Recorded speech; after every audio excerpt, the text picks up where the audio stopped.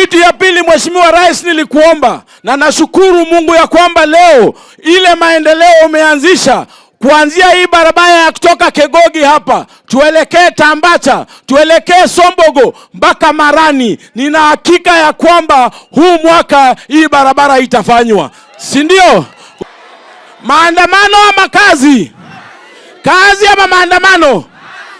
Sisi kama wa Kisii, sisi hatujui kurusha mawe. Sisi kitu tunataka mbolea, tunataka mahindi tupande ili tuweze kukuza chakula katika jamhuri yetu ya Kenya, si ndio? Na mimi nataka kushukuru Mheshimiwa Rais kwa sababu mbolea juzi ilikuja na hawa wameanza kupata hii mbolea. Hii mbolea itatusaidia ili tukuze chakula tuweze kujitegemea, kwa sababu maandamano haiwezi tusaidia Kenya hii. Kura tarehe 9 mwezi wa 8 ulipigwa, kweli si kweli? Kula ilipigwa ama ikupigwa? Kwa hivyo mimi nawaomba sisi tushirikiane.